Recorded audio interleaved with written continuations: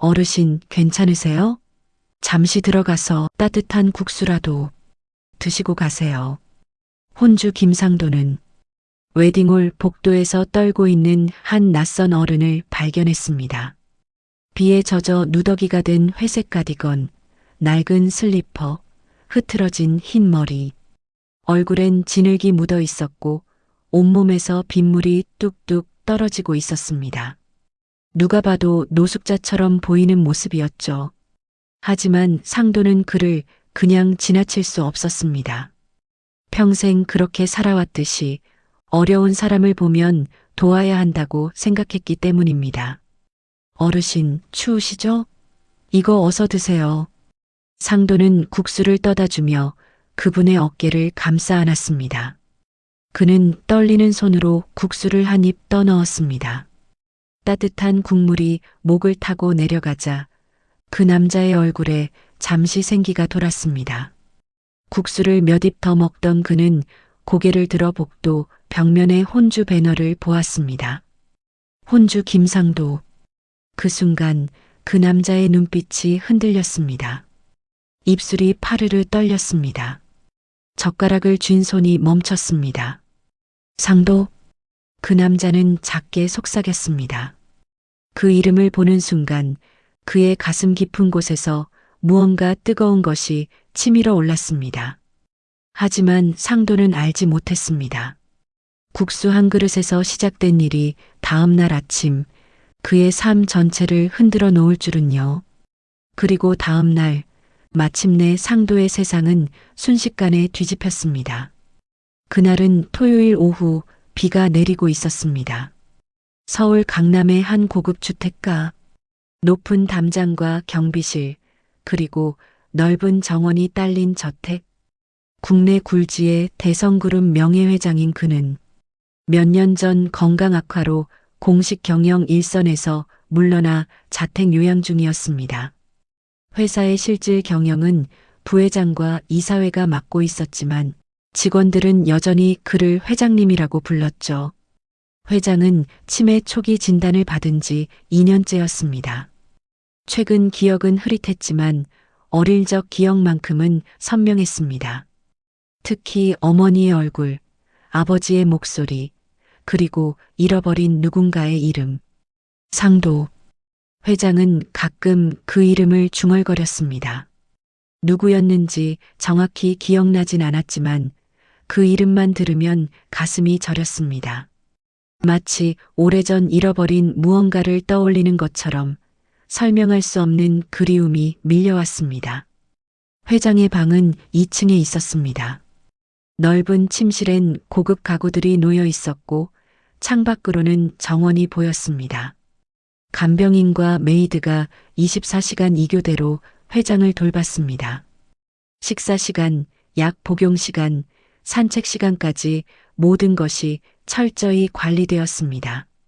하지만 그날 오후 3시 작은 틈이 생겼습니다. 간병인과 메이드가 교대하는 짧은 공백. 한 명은 퇴근 준비를 하며 짐을 챙기고 있었고 다른 한 명은 아직 도착하지 않은 시간이었습니다. 10분 남짓. 회장은 경계가 느슨해진 틈을 타 잠옷 차림으로 침실을 나섰습니다. 어머니가 사준 회색 가디건을 걸치고 슬리퍼를 질질 끌며 계단을 내려갔죠. 1층 거실을 지나 현관문을 열었습니다. 경비실에선 아무도 눈치채지 못했습니다. 어머니 어디 계세요? 회장은 중얼거리며 골목을 벗어났습니다. 주택가의 조용한 길. 평소라면 산책을 나오는 주민들이 있었을 텐데 비가 내려서인지 아무도 없었어요. 비가 내렸습니다. 처음엔 보슬비였지만 점점 거세졌죠. 회장의 잠옷과 가디건이 서서히 젖기 시작했어요. 회장은 비를 피하지 않고 그냥 걸었습니다. 방향 감각을 잃은 채 어디론가 끌리듯 걸었습니다. 10분쯤 걸었을까요? 회장은 발이 걸려 넘어졌습니다. 보도블록의 틈에 슬리퍼가 걸린 것이었습니다. 회장은 그대로 진흙 웅덩이에 얼굴을 박았습니다. 으윽! 회장은 신음소리를 냈습니다. 진흙이 얼굴에 묻었고 가디건은 찢어졌습니다. 지나가던 사람들은 그를 피해 지나갔습니다. 저 사람 노숙자 아냐? 이런 동네에 왜 저런 사람이?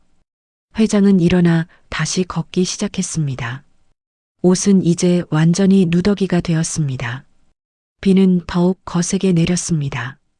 회장의 흰 머리는 축 늘어져 얼굴을 덮었고 슬리퍼는 질척거렸죠.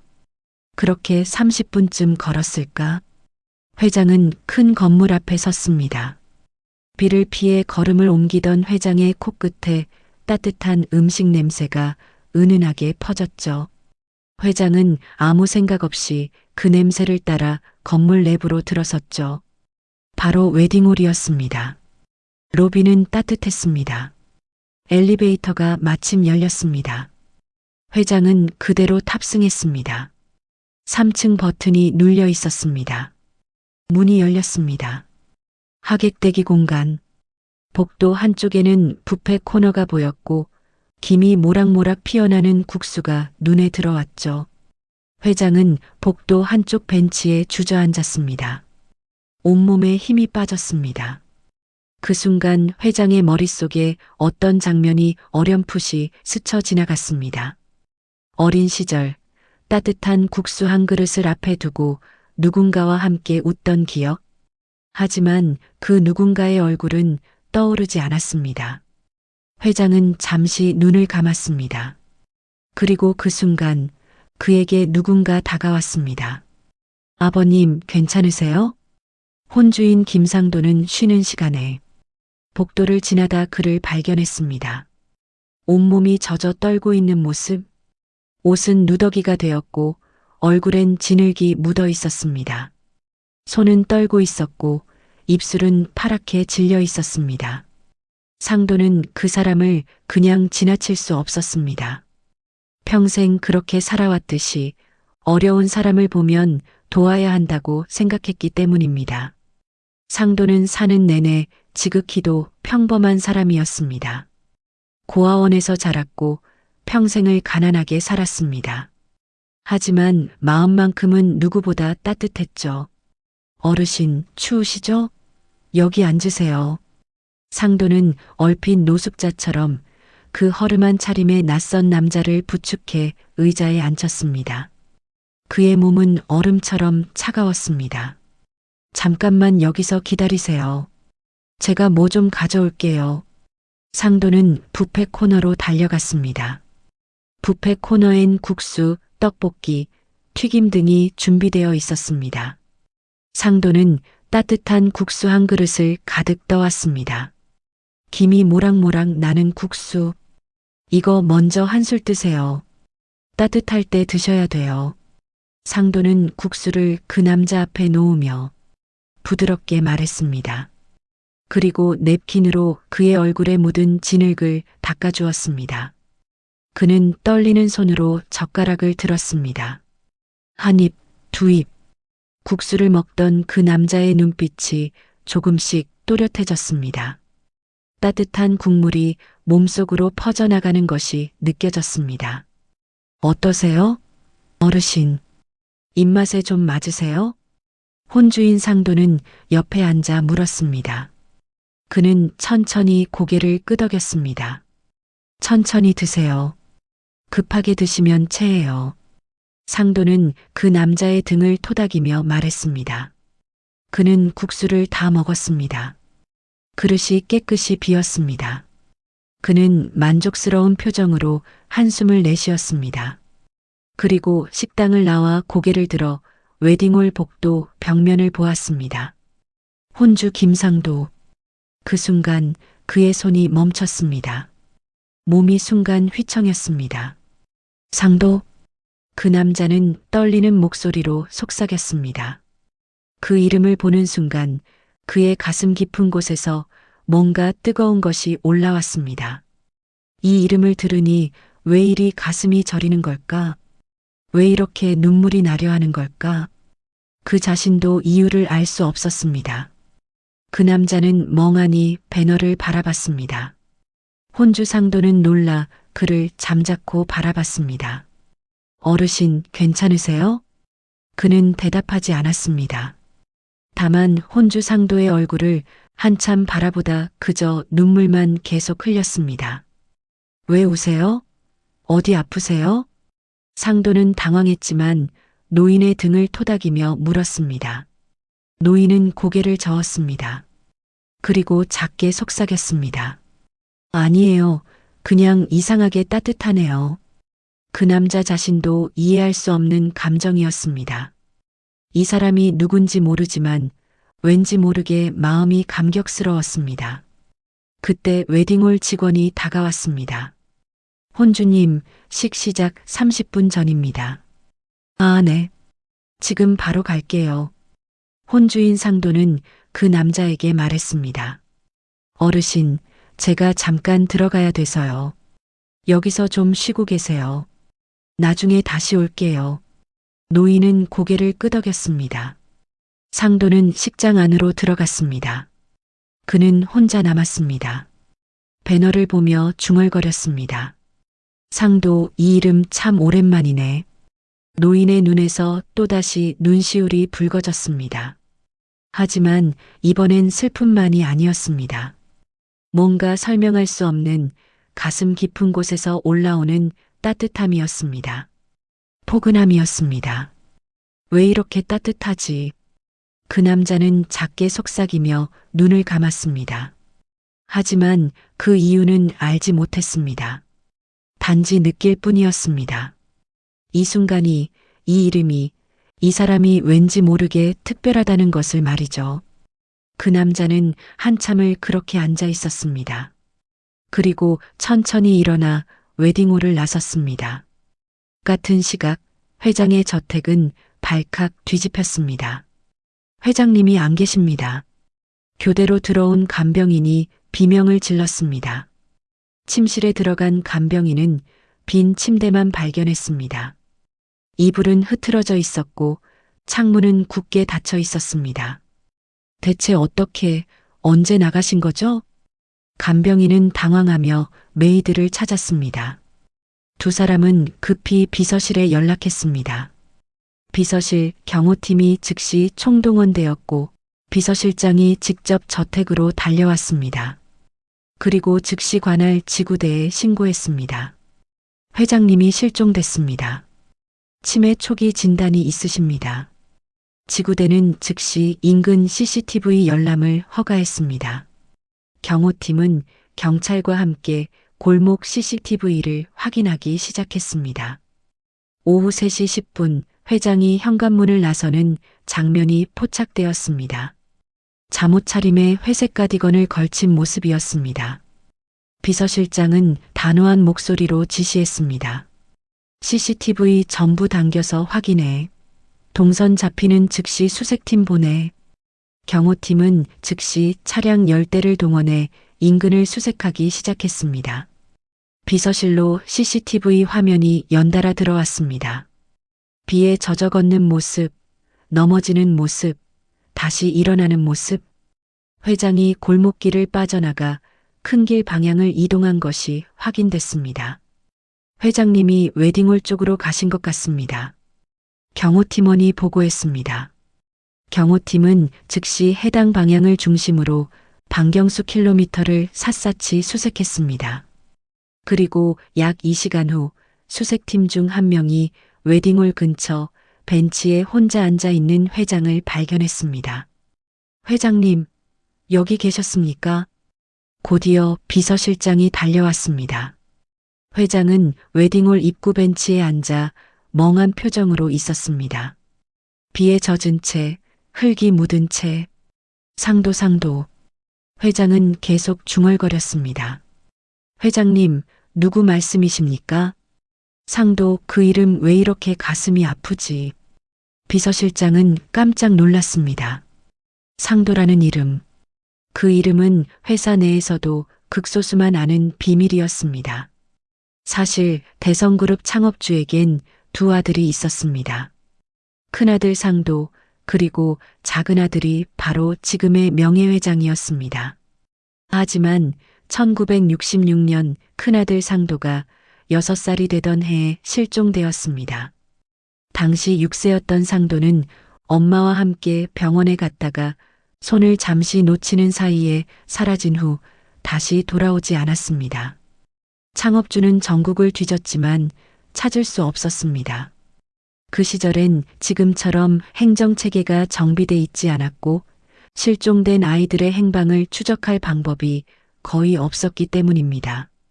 창업주의 아내는 아들을 잃은 충격에 병을 얻어 세상을 떠났습니다. 창업주는 평생 큰아들을 찾지 못한 죄책감을 안고 살았습니다. 그리고 임종 직전 마지막 유언을 남겼습니다. 내 아들 상도를 반드시 찾아라. 살아있다면 내 한을 풀어다오. 비서실장은 대성그룹에 입사한 지 30년. 그 유언에 대해선 누구보다 잘 알고 있었습니다. 현재 회장이 평생 그 유언을 가슴에 품고 살았다는 것도, 수십 년간 사람을 고용해 전국을 뒤졌지만 찾을 수 없었다는 것도. 회장님, 일단 귀가하시죠. 비서실장은 회장을 모시고 차에 태웠습니다. 집으로 가는 내내 회장은 계속 중얼거렸습니다. 상도 국수 따뜻한 국수. 김상도 그 사람 왜 이렇게 가슴이 따뜻하지? 비서실장은 직감했습니다. 뭔가 있다. 회장을 집에 모신 후 비서실장은 즉시 웨딩홀에 전화했습니다. 오늘 오후 2, 3시경 결혼식 올린 신랑이나 신부 측 혼주 성함이 어떻게 되나요? 혹시 그 중에 김상도라는 분이 계십니까? 잠시 정적이 흐른 뒤 웨딩홀 직원이 답했습니다. 네, 2시 예식 신랑 측 혼주분이 김상도 님이십니다. 비서실장의 손이 미세하게 떨렸습니다. 김상도. 그 이름. 숨을 고른 비서실장은 그제야 신분을 밝혔습니다. 여기는 대성그룹 본사 비서실입니다. 금일 회장님 실종 관련하여 경찰과 공동 대응 중이라 김상도 혼주님, 즉 2시 예식의 계약자 정보 확인이 필요합니다. 곧 경찰 측 공문이 팩스로 도착할 예정입니다. 직원은 놀라 잠시 말을 멈췄습니다. 네. 공문 확인되면 바로 협조드리겠습니다. 2분 뒤 웨딩홀 직원이 수화기 너머로 말했습니다. 공문 확인되었습니다. 도와드리겠습니다. 잠시 후 계약서 사본이 비서실로 전달되었습니다. 그 문서에는 신랑의 실거주지 주소가 적혀 있었죠. 비서실장은 즉시 법무팀을 지시했습니다. 해당 주소, 과거 거주 기록, 재등록 이력, 전부 즉시 조사하라. 최우선 과제다. 그리고 그날 밤 대성그룹 본사에선 밤새 조사가 시작되었습니다. 비서실장은 창업주가 남긴 오래된 문서를 꺼냈습니다. 수십 년 전의 기록. 황색으로 변한 종이에 적힌 글씨. 그 안에 적힌 이름. 상도. 설마 그 사람이? 비서실장은 밤새 잠을 이루지 못했습니다. 지금 여러분이 듣고 계시는 채널은 인생노을입니다. 토요일 밤부터 일요일 새벽까지 비서실과 법무팀은 밤을 꼬박 지새웠습니다.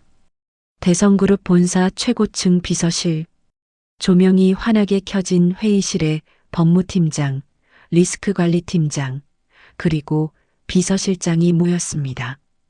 책상 위엔 서류들이 가득 쌓여 있었습니다. 거주 기록 나왔습니다. 법무팀장이 서류를 펼쳤습니다. 거주자 김상도 생년월일 1960년생, 출생지 경북 화령군. 그리고 특이사항欄에 기록이 있었습니다. 재등록 이력 있음 1966년 말소 후 재등록 보호자 불명으로 등록. 비서실장은 손이 떨렸습니다. 1966년. 그 해는 창업주의 장남이 실종된 해였습니다. 비서실장은 창업주가 남긴 문서를 꺼냈습니다. 수십 년 전 실종 당시 기록. 황색으로 변한 종이에 적힌 글씨. 상도 1960년생 실종 당시 6세 실종일자, 1966년 출생지 경북 화령군. 일치했습니다. 출생연도, 출생지, 재등록 이력. 모든 것이 일치했습니다. 이건 거의 확실합니다. 법무팀장이 떨리는 목소리로 말했습니다. 재등록 이력이 있다는 건 본래 다른 가족에 속했다가 보호자를 잃고 재등록된 케이스입니다. 시기도 정확히 1966년. 창업주 장남의 실종 시기와 일치합니다. 출생지도 경북 화령군으로 동일합니다. 이 정도면 우연이라고 보기 어렵습니다. 리스크 관리팀장도 조용히 고개를 끄덕였습니다.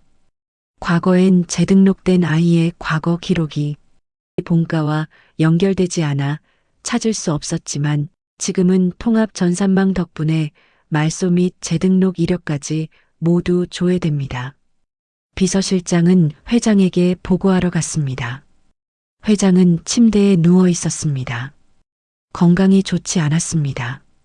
얼굴은 창백했고 호흡은 가빴습니다. 회장님, 거의 확실합니다. 김상도 씨가 창업주님의 장남이실 가능성이 매우 높습니다. 회장은 침대에 누운 채 천장을 멍하니 바라보다가 천천히 눈을 감았습니다.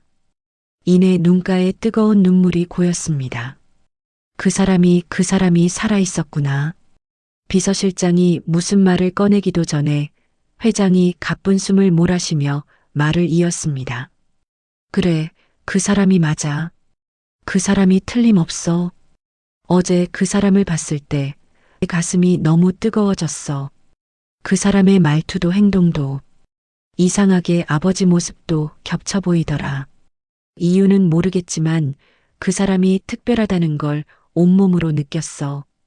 회장은 잠시 숨을 골랐습니다. 아버지의 유언이야. 평생 못 이룬 한. 이제라도 한시라도 빨리 풀어야 해. 회장은 천천히 눈을 감았다가 뜨며 말했습니다. 내일 아침.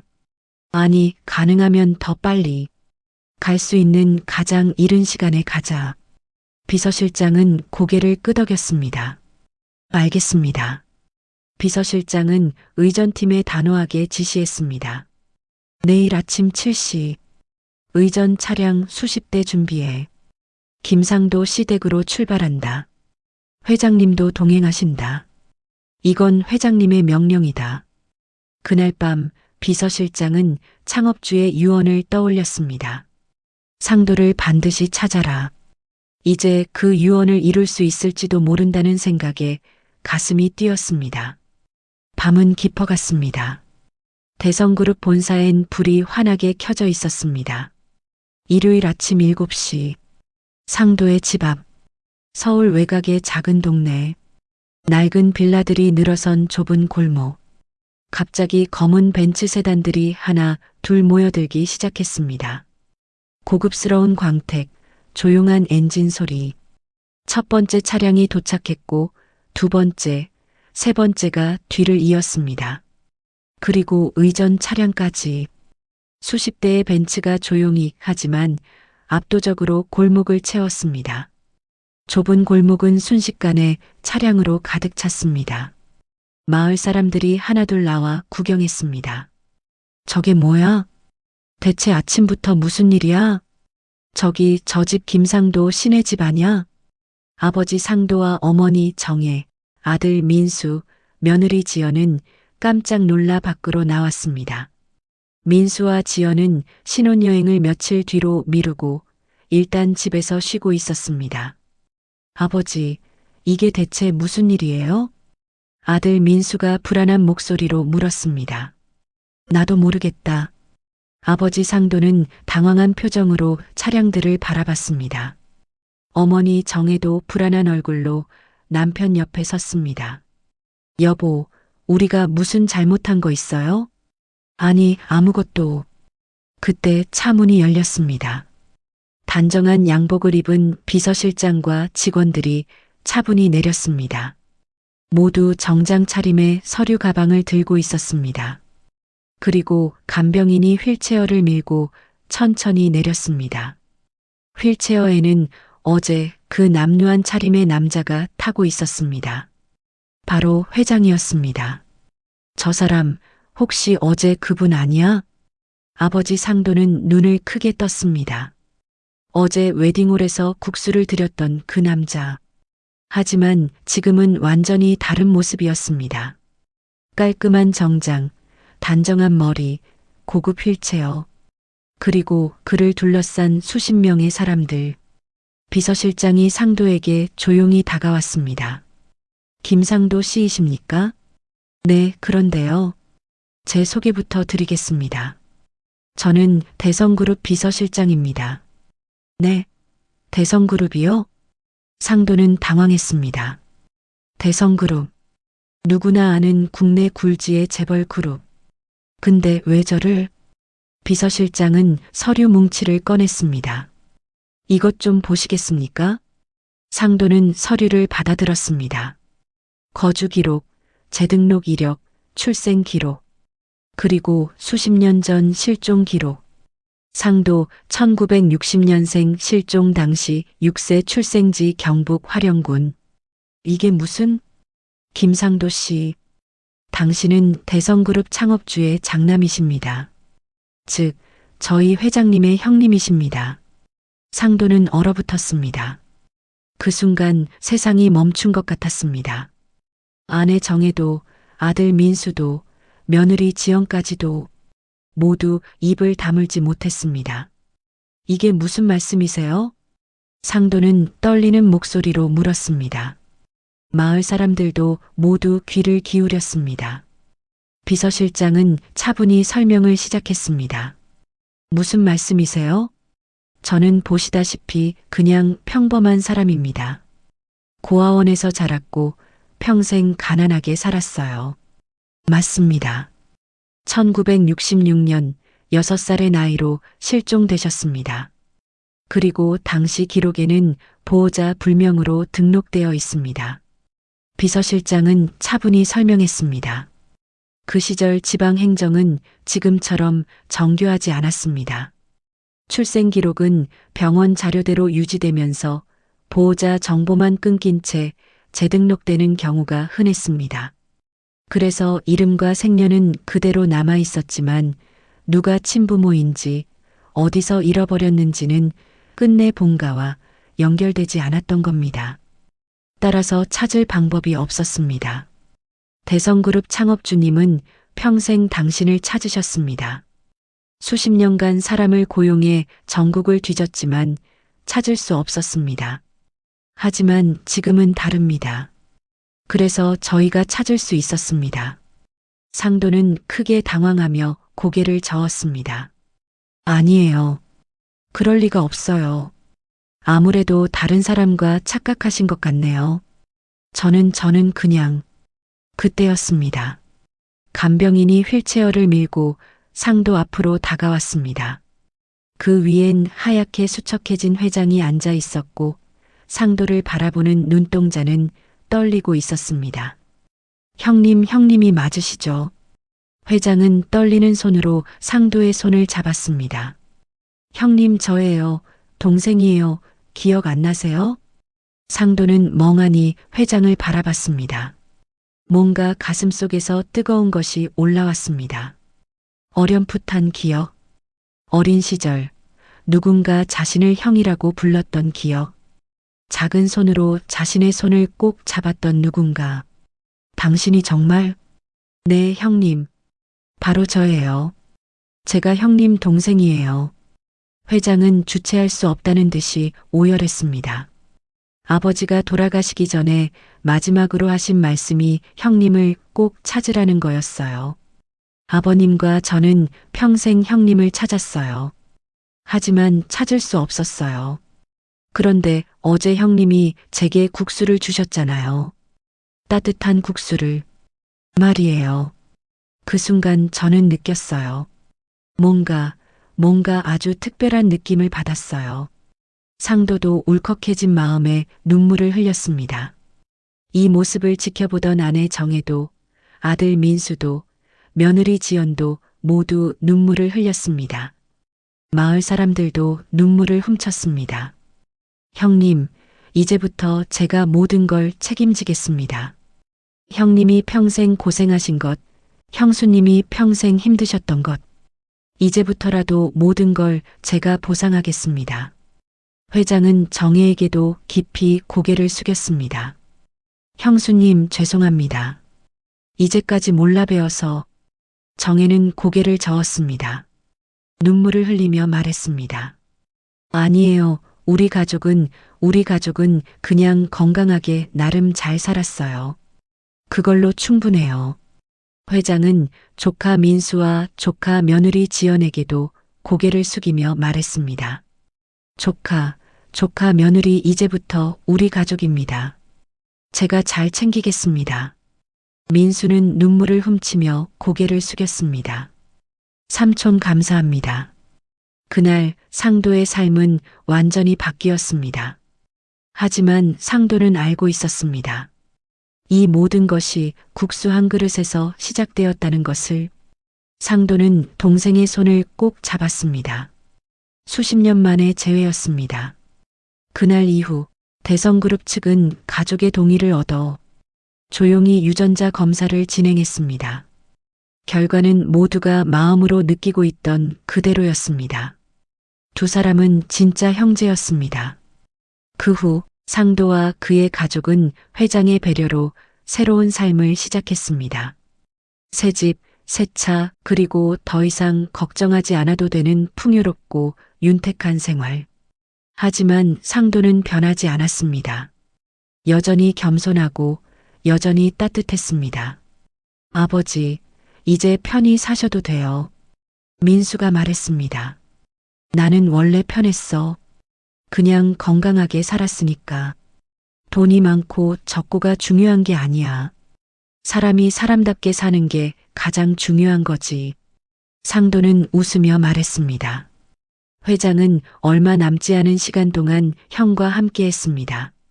주말마다 형의 집을 방문했고 함께 식사를 하고 이야기를 나눴습니다. 형님, 제가 평생 후회한 게 있어요. 뭔데? 제가 형님을 지키지 못한 것이요. 제가 어렸을 때 형님 손을 꼭 잡고 있었어야 했는데 그랬다면 형님을 잃어버리지 않았을 텐데. 상도는 동생인 회장의 손을 꼭 잡았습니다. 괜찮아. 결국 이렇게 다시 만났잖아. 그걸로 난 충분해. 동생 잘못이 절대 아니야. 동생은 그때 나보다도 어린애였는 걸 뭐. 회장은 눈물을 흘렸습니다. 형님, 고마워요. 그날 제게 국수를 주셔서. 그게 아니었다면 저희는 영원히 만나지 못했을 거예요. 그냥 그건 내게 당연한 거야. 사람이 사람한테 따뜻하게 대하는 게 당연한 거지. 그리고 몇 달 후 회장은 편안히 눈을 감았습니다. 형의 품에서 마지막 순간까지 그는 형의 손을 꼭 잡고 있었습니다. 장례식장. 민수는 아버지 옆에 섰습니다. 아빠 괜찮아요? 상도는 고개를 끄덕였습니다. 괜찮아. 동생은 이제 편히 쉬고 있을 거야. 그리고 상도는 빈소 앞에 놓인 국수 한 그릇을 보았습니다. 동생, 이거 동생이 좋아하던 국수야. 따뜻할 때 어서 먹어. 상도는 빈소 앞에 국수를 바라보며 눈물을 훔쳤습니다. 그리고 아들 민수에게 말했습니다. 민수야, 사람은 언제 어디서나 누구에게나 끝까지 따뜻해야 돼. 그게 우리가 사는 이유야. 돈이 많고 적고가 중요한 게 아니라 사람을 대할 때 그 마음을 잃지 않는 게 중요한 거야. 알겠지? 민수는 고개를 끄덕였습니다. 네, 아버지. 저도 그렇게 살게요. 상도는 빈소를 나서며 하늘을 보았습니다. 따뜻한 햇살이 내리고 있었습니다. 구름 사이로 햇빛이 비쳤습니다. 그리고 상도는 생각했습니다. 동생아, 이제 편히 쉬어. 우리 다시 만났잖아. 그러니 그곳에선 여한 없이 편히 쉬어. 상도는 조용히 미소 지었습니다. 국수 한 그릇에서 시작된 기적. 그 음식에 담긴 마음은 두 형제에게 따뜻한 기억으로 남았습니다. 그리고 그 따뜻함은 앞으로도 계속 이어질 것입니다. 상도는 민수의 어깨를 두드렸습니다. 이만 가자. 집에 가서 따뜻한 국수나 끓여 먹자. 네, 아빠. 두 사람은 나란히 걸었습니다. 햇살이 참 따사롭고 찬란한 오후였습니다. 지금까지 여러분은 어떻게 들으셨나요? 오늘의 이야기가 여러분 마음에 작은 따뜻함으로 스며들었다면 그 마음을 댓글로 남겨주세요. 구독, 좋아요, 알림 설정은 큰 힘이 됩니다. 함께 해주셔서 감사합니다. 다음 사연에서 또 뵙겠습니다.